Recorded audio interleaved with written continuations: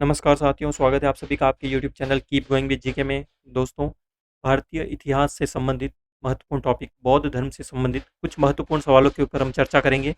ऐसे सवाल जो बहुत बार बहुत सारे एग्जाम्स में पूछे जा चुके हैं और आगे आने वाली परीक्षाओं में भी पूछे जा सकते हैं। तो आप पूरा वीडियो लास्ट तक ज़रूर देखिएगा, क्योंकि हर प्रश्न के साथ में जो ज़रूरी पॉइंट होंगे मैं वो भी मेंशन करूँगा। तो उससे आप अपनी नोटबुक में नोट कर लीजिएगा और साथ में अपने आंसर टिक करते चलिएगा, जिससे आपको पता चल जाएगा वीडियो के अंत में कि कितने सवाल आपके सही होते हैं और ये टॉपिक आपका कितना स्ट्रॉन्ग है।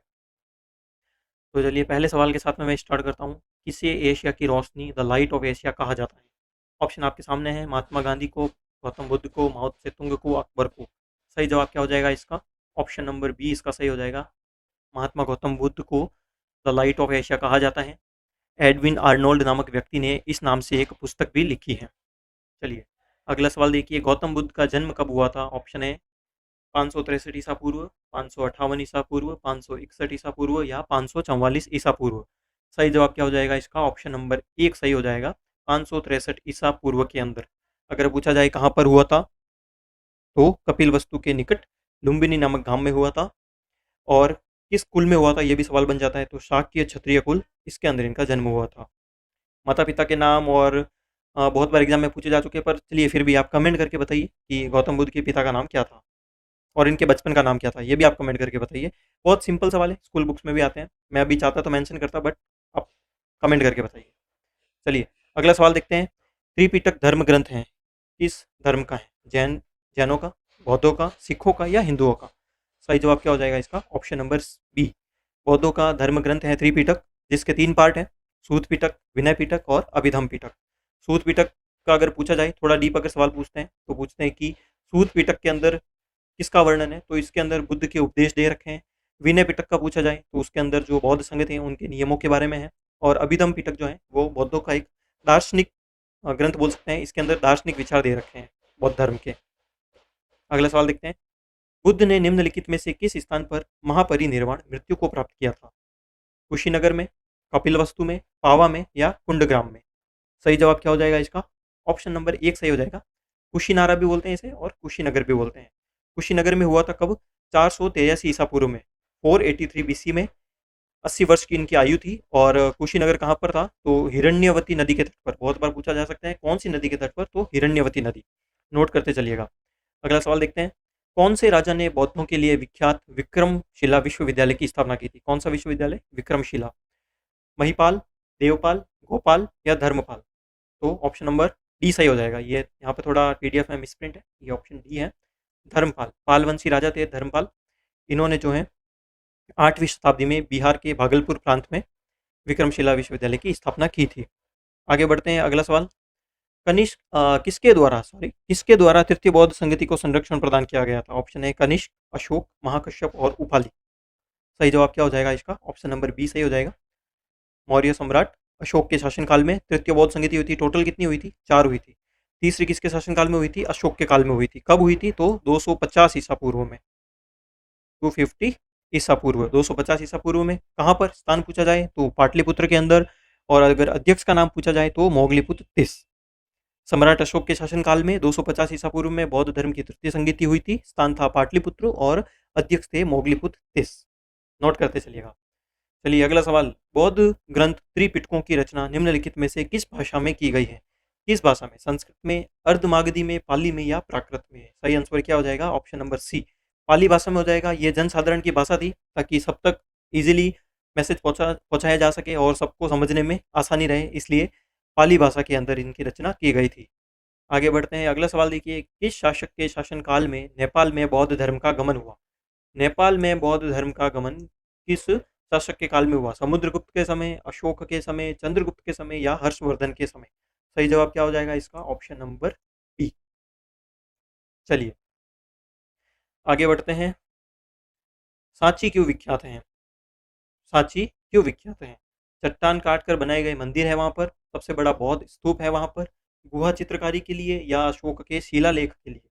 सही आंसर क्या हो जाएगा? ऑप्शन नंबर बी इसका सही जवाब हो जाएगा। वहां पर सबसे बड़ा बौद्ध स्तूप स्थित है, इसलिए सांची विख्यात है। सांची के स्तूप के बारे में थोड़ा डिस्कशन कर लेते हैं। इसका निर्माण कब हुआ था? तीसरी सदी ईसा पूर्व में अशोक ने इसका निर्माण किया। ठीक है। 3वीं शताब्दी ईसा पूर्व में अशोक ने इसका निर्माण करवाया था।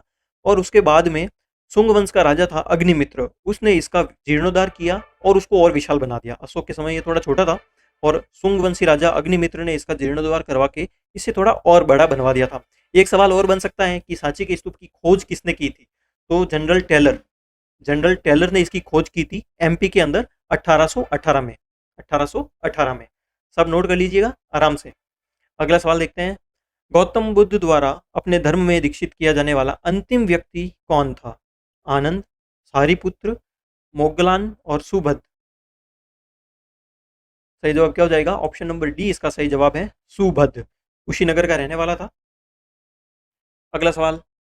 प्राचीनतम विश्वविद्यालय कौन सा था? गांधार, कन्नौज, नालंदा या वैशाली। सही जवाब क्या हो जाएगा इसका? Option number D. इजी है ये, बहुत बार पूछा गया है। नालंदा। कब इसका निर्माण हुआ था? तो 5वीं शताब्दी में इसका निर्माण हुआ था। किसने इसका निर्माण करवाया था? तो कुमार गुप्त ने, गुप्तवंशी राजा कुमार गुप्त ने इसका निर्माण करवाया था। और नालंदा के बारे में पूछा जाता है कि बौद्ध धर्म में भी ये किसका प्रतिनिधित्व करता था? तो बौद्ध धर्म की जो महायान शाखा है, महायान बौद्ध धर्म का ये केंद्र था नालंदा विश्वविद्यालय। कहाँ पर स्थित है? बिहार में स्थित है। एक और सवाल आगे इसमें बनता है कि इसको नष्ट किसने करवाया था? तो 1193 में, ठीक है, 1193 में बख्तियार खिलजी ने इसके ऊपर आक्रमण किया था और इसको नष्ट भ्रष्ट कर दिया था। आगे बढ़े। अगला सवाल देखते हैं। किस भाषा का ज्यादा प्रयोग बौद्धवाद के प्रचार के लिए किया गया है? आपके ऑप्शन है संस्कृत, प्राकृत, पाली या शोरशैनी। फटाफट से आंसर बताइए, गैस कीजिए। आंसर नंबर सी सही होगा इसका, पाली भाषा। क्यों? ऊपर हमने डिस्कस किया था, क्योंकि ये जनसाधारण की भाषा थी और अधिक लोगों तक बौद्धवाद को, बौद्ध धर्म को फैलाने के लिए ये जनसाधारण की भाषा पाली, इसका प्रयोग किया जाता था। आगे बढ़ते हैं।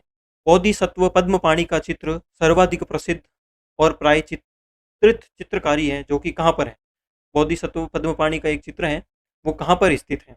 अजंता में है, बादामी में है, बाघ में है, एलोरा में। ये चारों क्या है? गुफाएं हैं। अजंता की गुफा में, बादामी की गुफा में, बाघ की गुफाओं में या एलोरा की गुफाओं में। कहाँ पर स्थित है ये? ऑप्शन नंबर ए इसका सही हो जाएगा, अजंता में है। अजंता के अंदर जो गुफा संख्या 1 है उसके अंदर इन बोधिसत्व पद्म पाणी का चित्र है। और क्योंकि इनके दाएं हाथ में कमल है इसलिए इनको बोधिसत्व पद्म पाणी कहा गया है। और अजंता का पूछा जाए तो टोटल कितनी गुफाएं हैं यहाँ पर? 29 गुफाएं हैं, 29 गुफाएं हैं। पहली गुफा के अंदर ये चित्र अवस्थित है। आगे बढ़े। कमेंट करके बताइए अजंता की गुफाएं कहाँ पर स्थित है। ठीक है, कहाँ पर स्थित है अजंता की गुफाएं? अगला सवाल देखते हैं। मैं बता देता हूँ। वैसे अजंता की महाराष्ट्र में, कमेंट तो बहुत रेयर लोग करते हैं, महाराष्ट्र के अंदर अवस्थित है। मठ, मंदिर और स्तूप किस धर्म से संबंधित है? ऑप्शन है बौद्ध धर्म, जैन धर्म, हिंदू धर्म या ईसाई धर्म। मठ, मंदिर और स्तूप किस धर्म से संबंधित है? ऑप्शन नंबर 1 सही हो जाएगा इसका, बौद्ध धर्म से संबंधित है। चलिए इजी सवाल है, इसमें ज़्यादा टाइम नहीं लगाएंगे, आगे बढ़ते हैं। बौद्ध धर्म एवं जैन धर्म दोनों के उपदेश किसके शासनकाल में दिए गए थे? कौन सा राजा है इन पांचों में से, कौन सा ऐसा शासक है जिसमें बौद्ध और जैन दोनों धर्मों के उपदेश दिए गए हैं? बिंबिसार, अशोक, बिंदुसार, अकबर और कालाशोक। इन दो ऑप्शन में कभी भी जल्दबाजी में कंफ्यूज नहीं होना है, ठीक है। बिंदुसार और बिंबिसार के अंदर दोनों अलग अलग वंश के राजा हैं। तो इसका आंसर हो जाएगा ऑप्शन नंबर 1 सही हो जाएगा, राजा बिंबिसार के समय। किस वंश का था? तो ये हर्यक वंश का था और इसका टाइम पीरियड है 558 से 491 ईसा पूर्व। 558 ईसा पूर्व से 491 ईसा पूर्व। आगे बढ़े। अगला सवाल देखिए। गौतम बुद्ध ने अपना प्रथम उपदेश कहाँ पर दिया था? बोध गया में, लुम्बिनी में, सारनाथ में या कुशीनगर में? ठीक है, जल्दी से अपना आंसर टिक कीजिए। कहाँ पर? सबको पता है वैसे, ऑप्शन नंबर सी सारनाथ। और सारनाथ कहाँ पर स्थित है? वाराणसी के अंदर स्थित है। पहला उपदेश यहाँ पर दिया था। और किन्हें दिया था अगर ये पूछा जाए तो 5 ब्राह्मण सन्यासी थे। और इस घटना को क्या कहा जाता है? इनके जो प्रथम उपदेश दिया गया था सारनाथ में, इसको कहा जाता है धर्मचक्र प्रवर्तन। धर्मचक्र प्रवर्तन। आगे बढ़े। अगला सवाल देखिए। बौद्ध धर्म ग्रहण करने वाली पहली महिला कौन थी? अच्छा सवाल है। यशोधरा, महामाया, महाप्रजापति, गौतमी और बिंबा। सही जवाब क्या हो जाएगा इसका? ऑप्शन नंबर सी इसका सही जवाब हो जाएगा, महाप्रजापति गौतमी। अगला सवाल। बोध गया कहाँ पर स्थित है? पश्चिम बंगाल में, उड़ीसा में, बिहार में या असम में? सही जवाब क्या हो जाएगा? बोध गया स्थित है कहाँ पर? बिहार के अंदर। चलिए अब आगे बढ़े। जातक किसका ग्रंथ है? वैष्णव, जैन, बौद्ध या शिव? किस धर्म से संबंधित है जातक ग्रंथ? ऑप्शन नंबर सी सही हो जाएगा, बौद्ध धर्म। ठीक है, इसमें क्या है, बौद्ध के जो पूर्व जन्म की कथाएं हैं, जातक ग्रंथों के अंदर बौद्ध की जो पूर्व जन्म की कथाएं हैं उनका विवरण दे रखा है। बौद्ध गया के बारे में एक टॉपिक, एक पॉइंट है जो हम डिस्कस कर लेते हैं। बौद्ध गया क्यों प्रसिद्ध है? क्योंकि बौद्ध गया के अंदर जो है महात्मा बुद्ध को ज्ञान की प्राप्ति हुई थी। 35 वर्ष की आयु में बौद्ध गया में इनको वैशाख पूर्णिमा के दिन ज्ञान की प्राप्ति हुई थी, इसलिए बौद्ध गया जो है बौद्ध धर्म का तीर्थ कहा जाता है और ये प्रसिद्ध है। इसलिए इस पर सवाल बनता है कि ये कहाँ पर स्थित है, तो बिहार के अंदर। अगला सवाल हमने देख लिया है, जातक ग्रंथ बौद्धों का ग्रंथ है जिसमें बुद्ध की पूर्व जन्म की कथाएं हैं। अगला सवाल, सिद्धार्थ, ये लीजिए, जो हम डिस्कस कर रहे थे ऊपर की बुद्ध का बचपन का नाम क्या है, मैंने कमेंट करने को बोला था पर ये यहाँ पर मेंशन है। तो सिद्धार्थ बुद्ध का जो है बर्थ नेम है। सिद्धार्थ बुद्ध को ज्ञान की प्राप्ति कहाँ पर हुई थी? ऑप्शन है पावापुरी, श्रावस्ती, सारनाथ, कुशीनगर और गया। सही जवाब क्या हो जाएगा इसका? गया या बौद्ध गया कहाँ पर स्थित है? बिहार के अंदर स्थित है और यहीं पर जो है महात्मा बुद्ध को ज्ञान की प्राप्ति हुई थी। आगे बढ़े, अगला सवाल, सारनाथ में बुद्ध का प्रथम प्रवचन क्या कहलाता है? अभी हमने ऊपर ही डिस्कस किया है, ऑप्शन नंबर डी इसका करेक्ट हो जाएगा, धर्म चक्र प्रवर्तन। आगे बढ़ जाते हैं अगले सवाल पे, क्योंकि ऊपर डिस्कस कर लिया था। बौद्ध धर्म ने समाज के निम्न वर्गों पर महत्वपूर्ण प्रभाव डाला। समाज के अंदर अलग अलग अलग वर्ग थे, तो किस वर्ग के ऊपर महत्वपूर्ण प्रभाव डाला है? व्यापारी और पुजारी, साहूकार और गुलाम, योद्धा और व्यवसायी, महिला और शूद्र। बताइए फटाफट से आंसर बताइए। ऑप्शन नंबर डी इसका सही हो जाएगा, महिलाओं और शूद्रों के ऊपर जो है महत्वपूर्ण प्रभाव डाला। इसलिए आगे चल के हमने ये भी देखा था कि डॉक्टर भीमराव अंबेडकर ने भी अंतिम समय में बौद्ध धर्म ग्रहण कर लिया था। चलिए आगे बढ़ते हैं। बौद्ध धर्म पूरे के पूरे विश्व में बहुत ही अच्छी तरह से फैला था, क्योंकि इसका बहुत प्रचार प्रसार हुआ था और बहुत सारे इसके फॉलोअर्स हैं, इस धर्म को मानने वाले हैं। आगे बढ़ते हैं, क्योंकि ये भेदभाव वगैरह और में विश्वास नहीं करते थे, इसलिए आगे बढ़ते हैं। बुद्ध के गृह त्याग का प्रतीक क्या है? बुद्ध के गृह त्याग का प्रतीक क्या है? घोड़ा है, हाथी है, बैल है या भेड़ है? सही जवाब बताइए फटाफट से। सही जवाब क्या हो जाएगा इसका? करेक्ट आंसर घोड़ा। बुद्ध के गृह त्याग का प्रतीक है घोड़ा। और बुद्ध के गृह त्याग की जो ये क्रिया हुई थी, ये जो घटना हुई थी, उस घटना को क्या कहा जाता है बौद्ध धर्म के अंदर? महाभिनिष्क्रमण। बुद्ध द्वारा, सिद्धार्थ द्वारा घर का त्याग करना, सब ऐश ऐश्वर्य सारी की सारी पीछे छोड़ देना, ये कहलाया था महाभिनिष्क्रमण। और हाथी जो है, इनकी जो गर्भ अवस्था थी, जो बुद्ध अपनी माता के गर्भ में आए थे, तो उसका प्रतीक है हाथी। बेल या सांड, ये किसका प्रतीक है? ये उनकी यौन अवस्था का प्रतीक है। और एक होता है कमल, कमल इनके जन्म से संबंधित प्रतीक चिन्ह है। और निर्वाण से संबंधित इनका जो प्रतीक चिन्ह है वो है पद चिन्ह, पैरों के निशान। ये मैंने आपको बोल के बताए हैं, आप साथ में नोट कर लीजिएगा। चलिए अगला सवाल डिस्कस करते हैं। गौतम बुद्ध द्वारा भिक्षुणी संघ की स्थापना कहाँ की गई थी? ऑप्शन है सारनाथ में, कपिल वस्तु में, वैशाली में, गया में।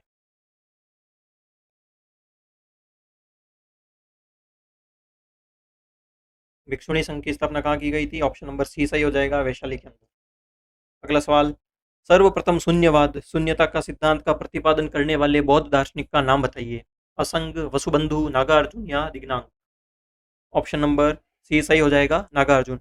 बौद्ध विद्वान थे नागार्जुन, इन्होंने जो है शून्यवाद, शून्यता का सिद्धांत, इसका प्रतिपादन किया था। नागार्जुन कौन थे? नॉर्मल है, अभी डिस्कस कर लिया, फटाफट आगे बढ़ जाते हैं। बुद्ध बौद्ध दार्शनिक थे। कनिष्क के शासनकाल में चतुर्थ बौद्ध संगीति सभा किस नगर में आयोजित की गई थी? मगध में, पाटलिपुत्र में, कुंडलवन में, कश्मीर में, ठीक है, कुंडलवन कश्मीर में या राजगृह में, कहाँ पर हुई थी? ऑप्शन नंबर सी इसका करेक्ट हो जाएगा। ये पे लग गया मार्क गलती से, हाँ, कुंडलवन कश्मीर में हुई थी। तो इससे संबंधित पॉइंट है वो भी एक नज़र में फटाफट से देख लेते हैं। कब हुई थी? 98 ईसा पूर्व में। चतुर्थ बौद्ध संगीति कब हुई थी? 98 ईसा पूर्व में हुई थी। किसके शासनकाल में हुई थी? तो कनिष्क के शासनकाल में हुई थी। कहाँ पर हुई थी? कुंडलवन कश्मीर में हुई थी। और इसके अध्यक्ष कौन थे? वसुमित्र। क्योंकि ये 4 पॉइंट ही है जिसपे मेनली एग्जाम बनते हैं, ठीक है।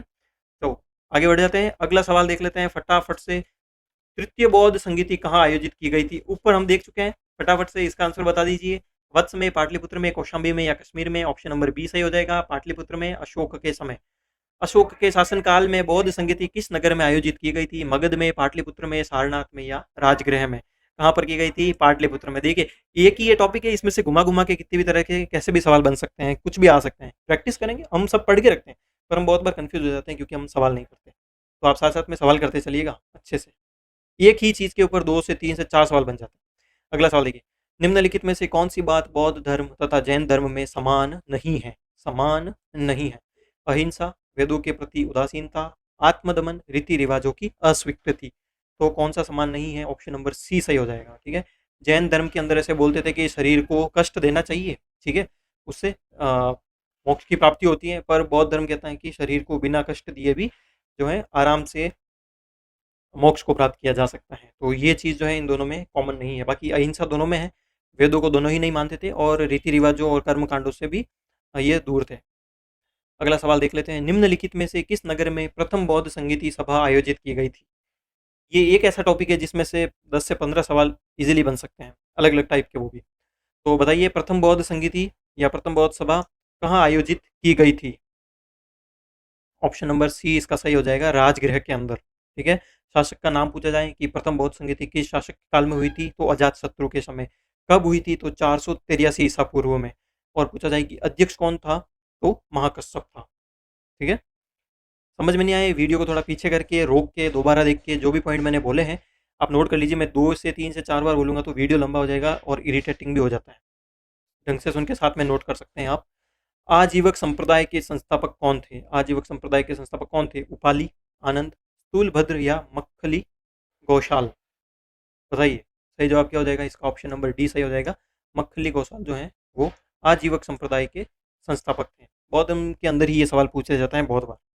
चलिए आगे बढ़ते हैं। कथन और कारण वाला प्रश्न दे रखा है ये, तो आप थोड़ा बताइए यहाँ पे कारण है, ये कथन नहीं है, या इसको कारण कर लीजिएगा। कथन दे रखा है कुशीनगर मल्ल गणराज्य की राजधानी थी, और कारण दे रखा है महात्मा बुद्ध का महापरिनिर्वाण कुशीनगर में हुआ था। तो अब इसका क्या सही हो जाएगा? देखिए, कुशीनगर मल्ल गणराज्य की राजधानी थी, बिल्कुल थी, और महात्मा बुद्ध का महापरिनिर्वाण कुशीनगर में हुआ था, बिल्कुल।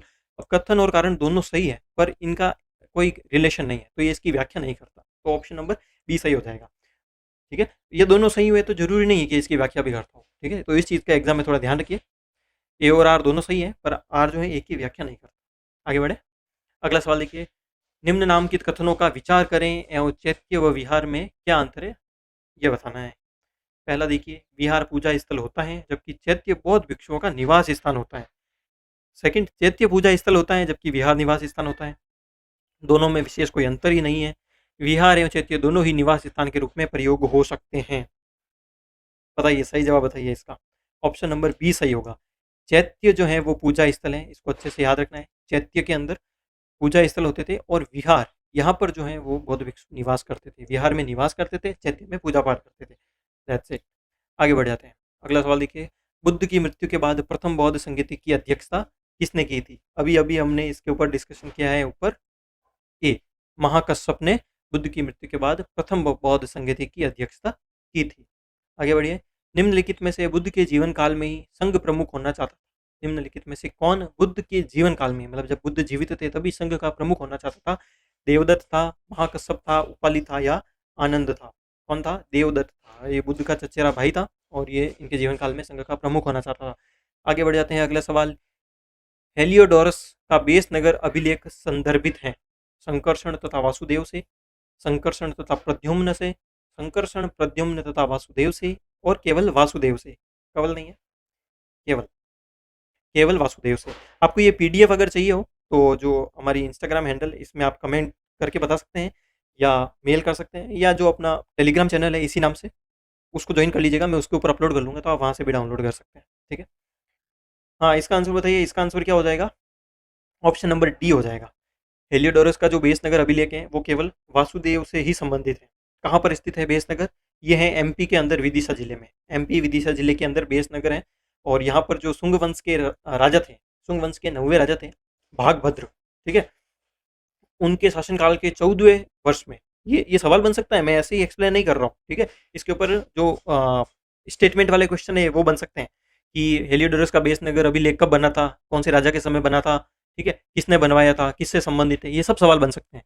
तो इतने सारे सवाल लेने से अच्छा था एक सवाल लो और बाकी सारे पॉइंट उसके अंदर मेंशन कर दो। तो मैं वही कर रहा हूँ, आप नोट कर लीजिए।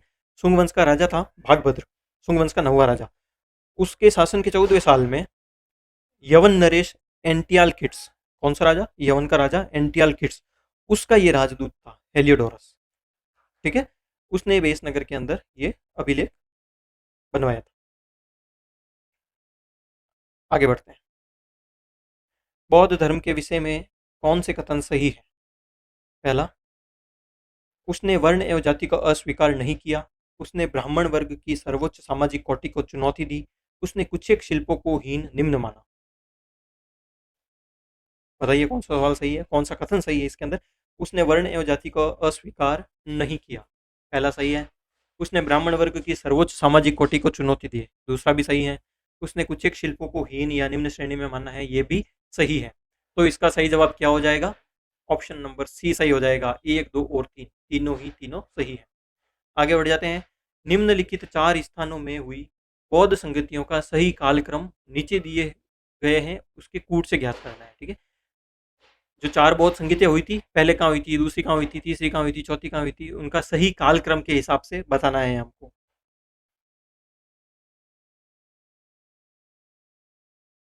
कौन सा सही हो जाएगा? ऑप्शन नंबर डी सही हो जाएगा।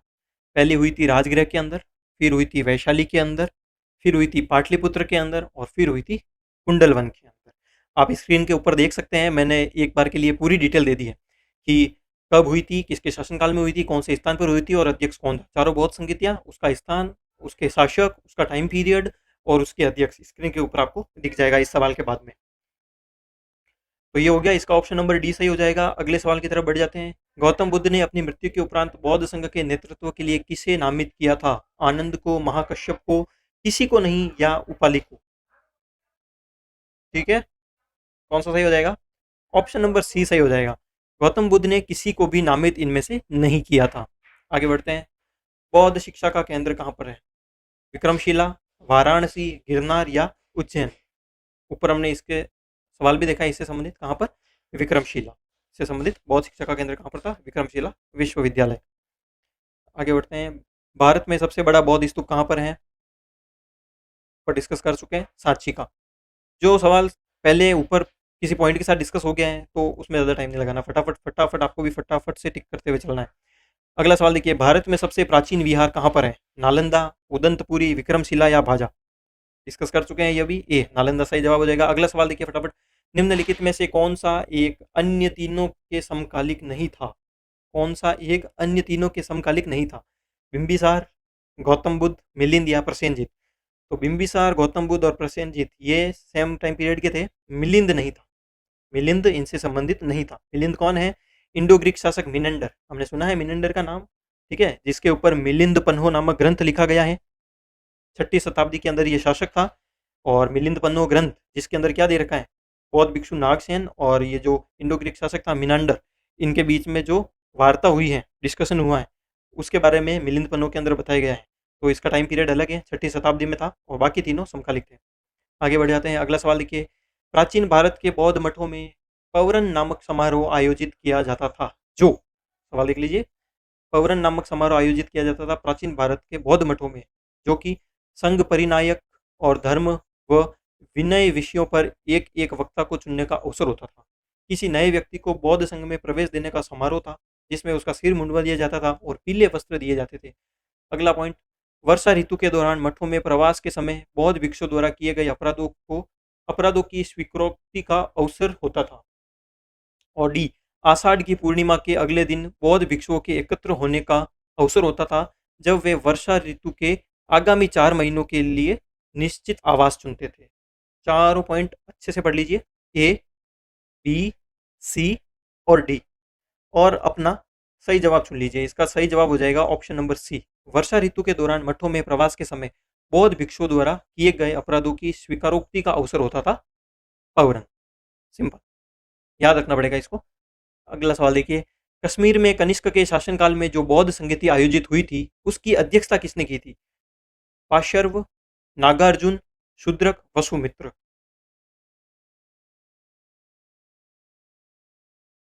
बताइए, सही आंसर बताइए फटाफट से इसका। डी, वसुमित्र। कश्मीर में कनिष्क के शासनकाल में जो बौद्ध संगति हुई थी, चौथी बौद्ध संगति, उसकी अध्यक्षता किसने की थी? वसुमित्र। ऊपर आप उस इमेज के अंदर सारा कुछ डिटेल लिख चुके हैं, तो याद रखना पड़ेगा सारा कुछ। मोस्टली सवाल इसमें से बन जाता है। वसुमित्र हो गया सही। अगला सवाल। अष्टांगिक मार्ग की संकल्पना अंग है? दीपवंश के विषय वस्तु का, दिव्यावदान के विषय वस्तु का, महापरिनिर्वाण सूत के विषय वस्तु का और धर्म चक्र प्रवर्तन सूत के विषय वस्तु का। किससे संबंधित है? ऑप्शन नंबर डी सही हो जाएगा। धर्म चक्र प्रवर्तन सूत के विषय वस्तु का है। अष्टांगिक मार्ग किसके अंदर दे रखा है? इसके अंदर दे रखा है। आगे बढ़ जाए। अगला सवाल, मिलिंद पन्हो राजा मिलिंद और किस बौद्ध भिक्षु के मध्य संवाद के रूप में है? ऊपर देख चुके हैं, कौन सा था? बताइए बताइए फटाफट से। Nagasena, option number D. Confuse नहीं होना नागार्जुन नागसेन में, ठीक है? नागसेन और राजा मिलिंद के बीच में या मिनेंडर के बीच में हुआ था। आगे बढ़ जाए। अगला सवाल, महायान बौद्ध धर्म में बोधिसत्व अवलोकितेश्वर को और किस अन्य नाम से जाना जाता है? और किस अन्य नाम से उनको जाना जाता है? फटाफट से बताइए।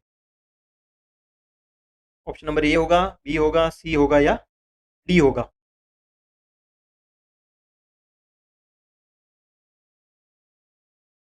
पद्मपानी। ऑप्शन नंबर इसका डी हो जाएगा। अगला सवाल देखिए, बौद्ध धर्म तथा जैन धर्म दोनों ही विश्वास करते हैं कि कर्म कर्म तथा पुनर्जन्म का सिद्धांत सही है, मृत्यु के पश्चात ही मोक्ष संभव है, स्त्री तथा पुरुष दोनों ही मोक्ष प्राप्त कर सकते हैं और जीवन में मध्यम मार्ग सर्वश्रेष्ठ है। बौद्ध और जैन धर्म दोनों किसमें विश्वास करते हैं? ऑप्शन नंबर सी इसका ठीक होगा। स्त्री तथा पुरुष दोनों ही मोक्ष प्राप्त कर सकते हैं, इसमें ये विश्वास करते हैं। चलिए आगे बढ़ जाते हैं। बौद्ध धर्म के महायान और हीनयान संप्रदायों में सर्वाधिक मौलिक अंतर कौन सा है? अहिंसा पर बल, जाति रहित समाज, देवी देवताओं की पूजा और स्तूप पूजा। फटाफट से सही आंसर बताइए। इनमें मौलिक अंतर है देवी देवताओं की पूजा का, ठीक है? अगला सवाल, निम्न में से कौन से धर्म पुनर्जन्म में विश्वास करते हैं? हिंदू धर्म, बौद्ध धर्म या जैन धर्म? सही जवाब क्या हो जाएगा इसका? एक, दो, तीन, तीनों ही धर्म पुनर्जन्म में विश्वास करते हैं। थॉट अलग अलग है पर इसमें विश्वास तीनों करते हैं। बौद्ध संगीतियों के चार आयोजकों का सही क्रम क्या है?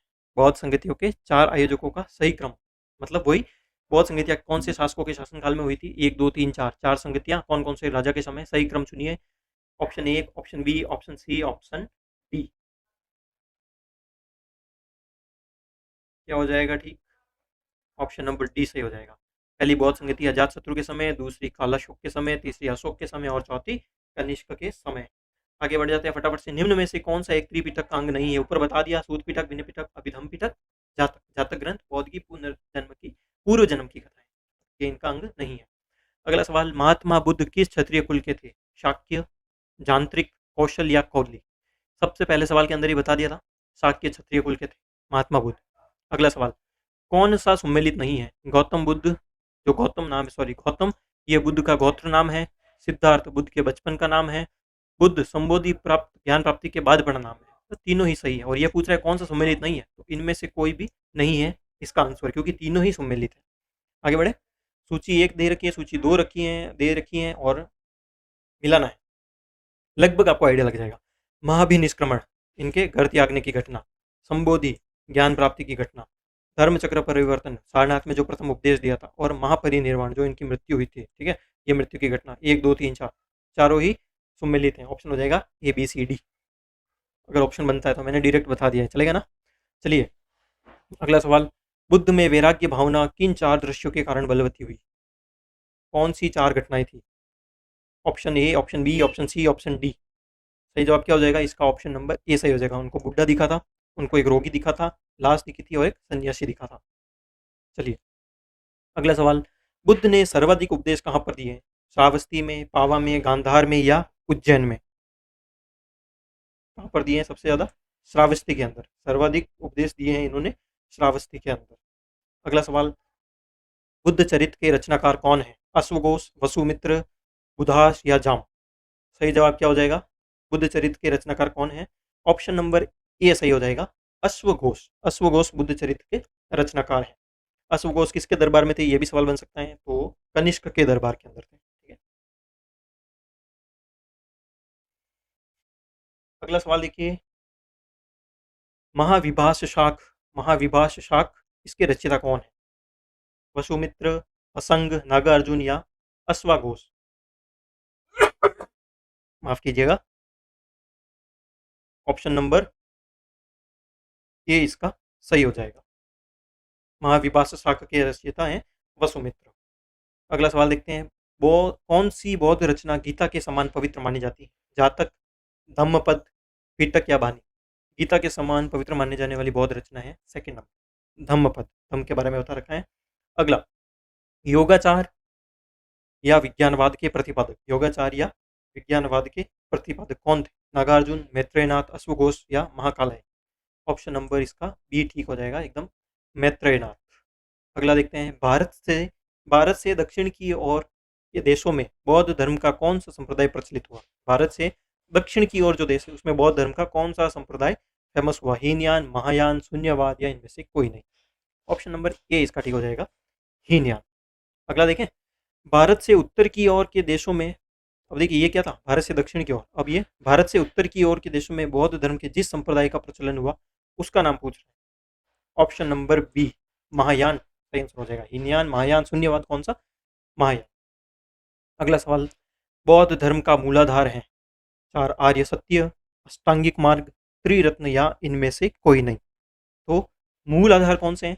4 आर्य सत्य जो है बौद्ध धर्म के मूल आधार है, जिसका उपदेश महात्मा बुद्ध ने दिया था, गौतम बुद्ध ने। अगला सवाल, बौद्ध धर्म में त्रिरत्न क्या इंगित करता है? बताना है बौद्ध धर्म के अंदर जो त्रिरत्न है वो कौन कौन सी चीजों को इंगित करता है? सत्य, अहिंसा, दया, प्रेम, करुणा, क्षमा, बुद्ध धम्म संघ, विनय पिटक, सूत पिटक, अभिधम पिटक। अगर गैस किया जाए तो आराम से लग सकता है, और कंफ्यूज होना चाहे तो बहुत सारा कंफ्यूज भी कर सकता है। तो इसका सही जवाब इससे ये हो जाएगा, बुद्ध धम्म और संघ, ये इसके त्रिरत्न है।